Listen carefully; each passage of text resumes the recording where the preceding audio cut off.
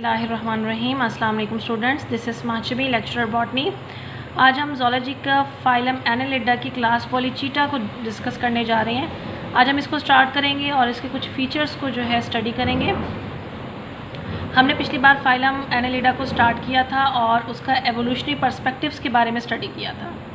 आज हम class Polychaeta को डिस्कस करना स्टार्ट करने लगे हैं। सबसे पहले हम देखते हैं कि इसके जनरल फीचर्स क्या हैं। It is the largest class of this phylum. The animal or the species which are present in this phylum or in the class are mostly marine.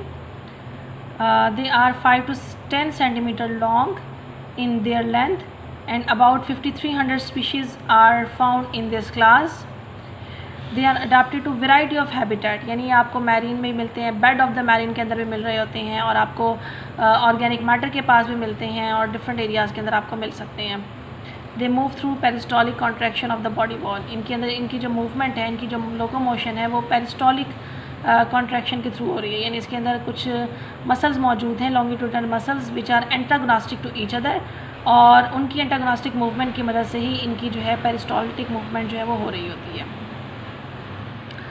Mucus is present in their body, and mucus lines the tubes.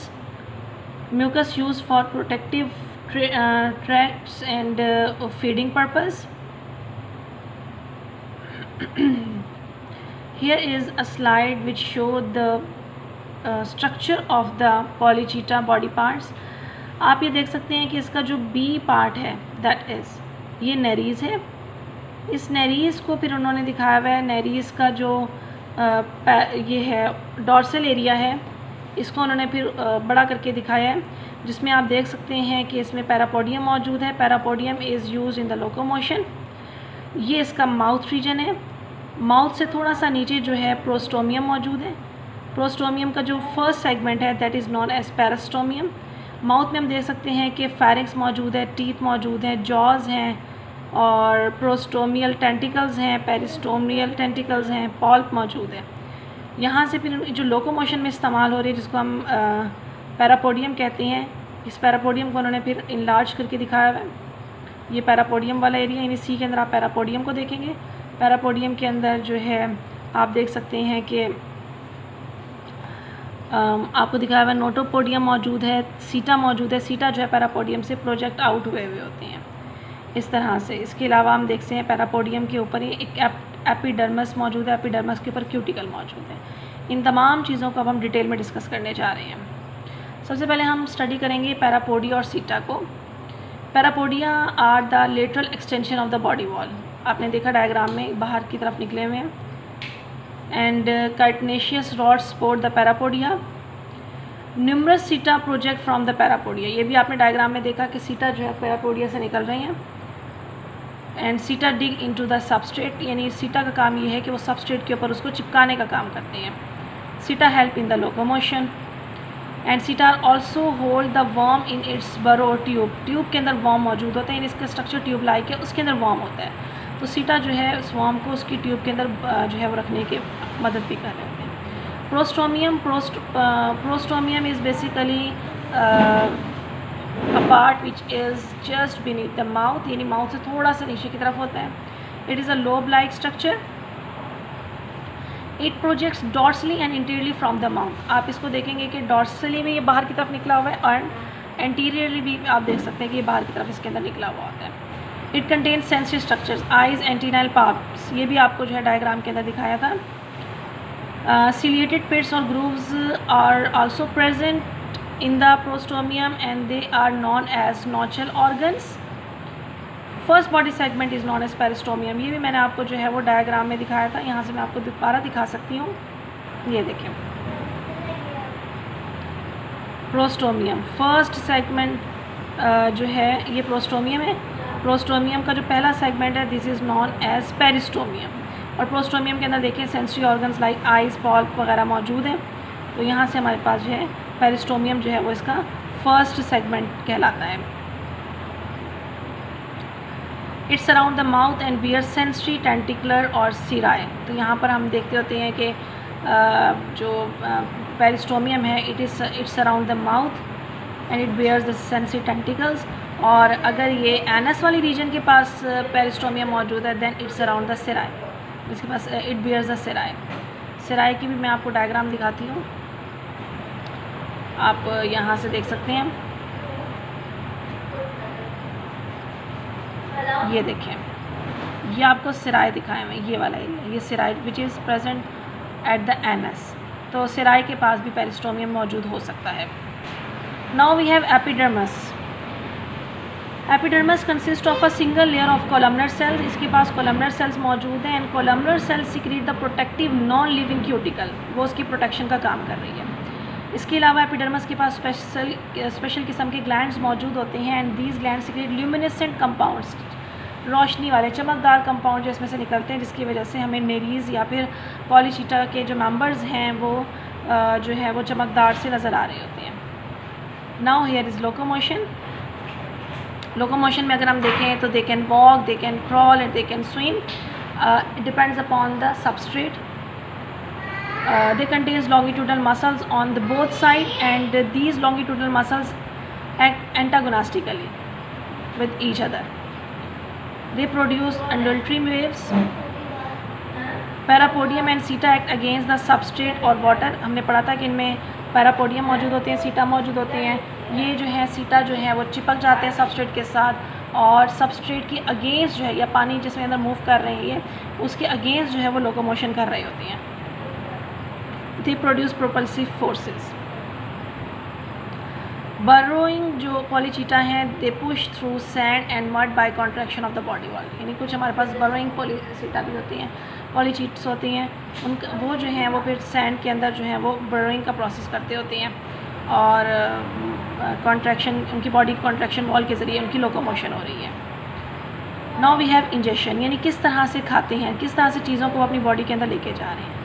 जब हम इनकी digestive track को देखते हैं तो their digestive tract is straight tube and mesenteries and septa suspend the digestive tube in the body. इसमें mesenteries मौजूद हैं, सेप्टा मौजूद हैं। Anterior region is modified into the proboscis. Proboscis has special protractor muscles muscles, यानी these protector muscles and coelomic pressure can protrude proboscis through the mouth। proboscis mouth के ज़रिए निकल सकती है, फिर इस proboscis के ज़रिए फिर वो शिकार करते हैं या prey को पकड़ते होते हैं। jaws are used for the capturing the prey। poisonous glands are also present at the base of jaws। और ये वाले जो glands हैं ये predatory जो हमारे पास polychaetes हैं उनके अंदर मौजूद होती हैं। इसके अलावा हम देखते होते हैं कि बहुत सारे पॉलीचीट्स जो हैं वो ऑर्गेनिक मैटर के ऊपर रहती हैं, वहाँ से वो अपनी फूड को हासिल कर रहे होते हैं। बहुत सारे जो पॉलीचीट्स हैं वो हर्बीवोर्स भी हैं, तो वो यानी लीव्स के ऊपर रह रहे होते हैं और उधर से अपनी फूड को हासिल कर रहे होते हैं। इंजेक्शन के बाद जो प्रोसेस स्टार्ट होता है दैट इज़ डाइजेशन। तो अगर हम इसमें देखें पॉलीचीट्स के अंदर देखें तो उनकी जो डाइजेस्टिव ट्रैक्ट है it consist of pharynx, crop and gizzards. इसके अलावा इसमें लॉन्ग स्ट्रेट इंटेस्टाइन भी मौजूद होती है। Organic matter is digested outside the cell. अभी मैंने आपको बताया कि कुछ ऐसे भी हैं जो ऑर्गेनिक मैटर को जो है इंजेस्ट करती हैं, तो अगर उनकी फूड में ऑर्गेनिक मैटर मौजूद है तो फिर उस ऑर्गेनिक मैटर की जो डाइजेशन है वो सेल के बाहर होगी, यानी एक्स्ट्रा सेलुलर डाइजेशन होगी। Inorganic particles are pass through the intestine and release as casting. उसके बाद जो भी चीज़ उन्होंने खाई उसके बाद उन्होंने उसको डाइजेस्ट किया और डाइजेशन वाला जो प्रोसेस इंटेस्टाइन में हो रहा होता है और उसके बाद कास्टिंग्स की शक्ल में छोटी छोटी सी गोलियों की शक्ल के अंदर जो अनडाइजेस्टेड फूड है वो बाहर निकलती है। Sedentary and tube dwelling polychaetes are filter feeders. तो हम देखते होते हैं हमारे पास कुछ सेडेंट्री हैं।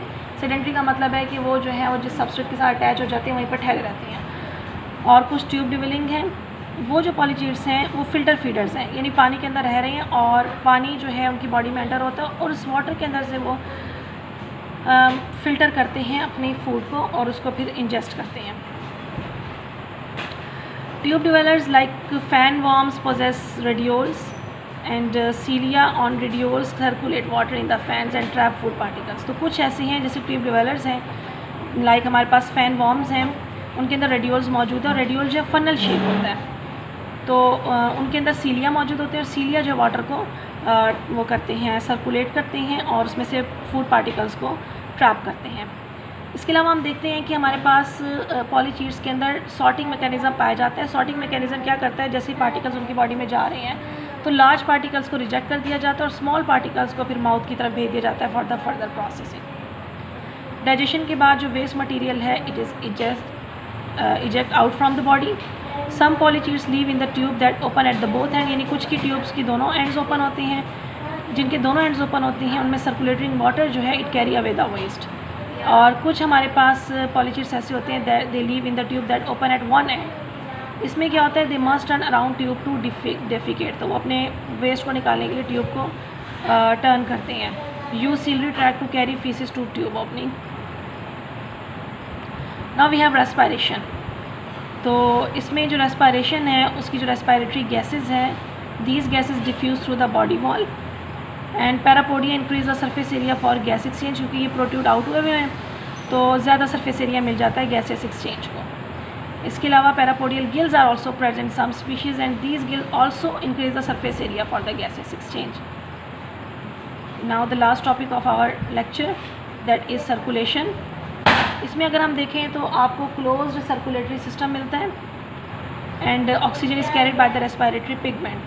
और पिगमेंट की बेस के ऊपर हमारे पास ब्लड का कलर भी हो सकता है, नहीं भी हो सकता। अगर कोई पिगमेंट मौजूद नहीं है तो दे आर कलरलेस, और if pigment is present then the blood may be green or blood may be red and the colour depends upon the respiratory pigment. Circulatory pattern अगर आप देखें तो आपके पास डॉर्सल आयोटा है, वेंट्रल आयोटा है, कुछ सेगमेंटली अरेंज जो है वो कैपिलरीज मौजूद हैं, कुछ कैपिलरी सिंपल हैं। तो अगर आप डॉर्सल आयोटा देखें, dorsal aorta lies above the digestive tract and it propel blood from the rear to front, यानी पीछे से वो फ्रंट वाली साइड के ऊपर लेकर आता है। वेंट्रल आयोटा जो है वेंट्रल डाइजेस्टिव ट्रैक के ऊपर मौजूद है और इसका काम डॉर्सल आयोटा के ऑपोजिट है, यानी ये ब्लड को फ्रंट से रियर की तरफ लेकर आता है। Then we have segmental vessels. 2 or 3 sets of segmental vessels are present between the dorsal aorta and ventral aorta. It receives blood from the ventral aorta and break into the capillaries bed in gut and body wall. And capillaries unite again into the segmentally vessels. And these vessels deliver blood to the dorsal aorta. इस तरह से circulation का जो system है वो चलता रहता है। ये तो हमारा आज का टॉपिक। इसमें आपको कोई कन्फ्यूजन हो तो आप डिस्कस करें। नेक्स्ट इंशाल्लाह हम इसकी कुछ फ़ीचर्स हैं लाइक इसकी रिप्रोडक्शन है, इसका गैस एक्सचेंज है, वो हम नेक्स्ट लेक्चर के अंदर देखेंगे। जी, बेस्ट ऑफ लक, अल्लाह हाफ़िज़।